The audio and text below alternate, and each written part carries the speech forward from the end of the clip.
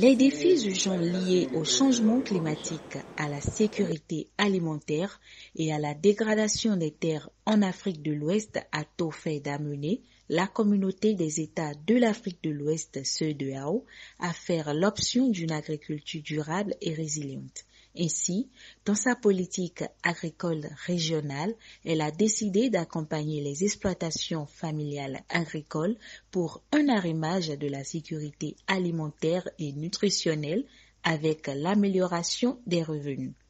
Une volonté traduite dans les objectifs stratégiques 1 et 2 de la politique agricole régionale de l'Afrique de l'Ouest ECOWAP, qui exige le renforcement des capacités humaines, techniques et institutionnelles. Un nombre croissant d'agriculteurs familiaux, de chercheurs, d'organisations paysannes, de consommateurs, d'organisations de la société civile, mais aussi de responsables politiques appellent à soutenir davantage cette forme d'approche de l'agriculture. Parce qu'elle est intégrée, elle est systémique et elle est enracinée. Son potentiel est à la mesure donc de ce que nous pouvons en attendre en termes de contribution au renforcement de notre sécurité alimentaire et je dirais même plus de notre souveraineté alimentaire.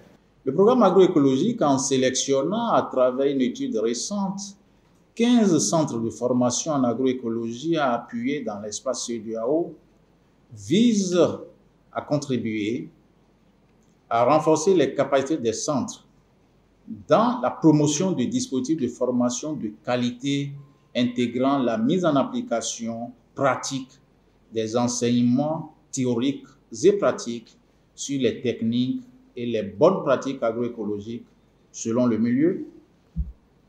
Secondo, l'augmentation du nombre de jeunes formés, en particulier ruraux, et tertio, leur mise en réseau à terme. Quatrièmement, la facilitation de leur mise en relation avec les organismes ou structures d'appui pour d'éventuels financements dans la mise à l'échelle des pratiques agroécologiques. Le lancement des activités des centres de formation en agroécologie vient insuffler une nouvelle dynamique dans la lutte contre les effets néfastes des changements climatiques sur les activités agro-silvopastorales dans les différents États de la CEDEAO. Ces centres vont bénéficier de l'appui de la CEDEAO, d'un appui, on dira, symbolique, mais qui permettra en fait d'avoir un impact important. Et c'est l'une des raisons pour lesquelles donc, la gestion de ces fonds donc, va être confiée à des comptables qui seront formés à l'effet de tirer le maximum de profit des ressources qui seront mises à leur disposition. Bien sûr, les appuis ne se limitent pas seulement au financement, mais aussi il y a le renforcement des capacités en termes de ressources humaines, la qualité de la formation et l'augmentation même du nombre d'apprenants. Les promoteurs de ces centres portent donc à nos yeux une responsabilité très importante dans cette position pionnière et devront se mettre à la tâche de façon adéquate pour que les résultats soient au rendez-vous.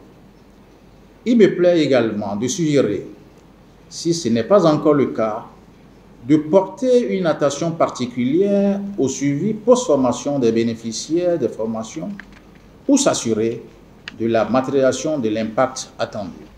Mes homologues et moi ne ménagerons aucun effort pour accompagner cette initiative dans chacun de nos États. Le programme agroécologie en Afrique de l'Ouest est une initiative de la CEDEAO financée par l'Union européenne, l'Agence française de développement et les traditionnels partenaires techniques.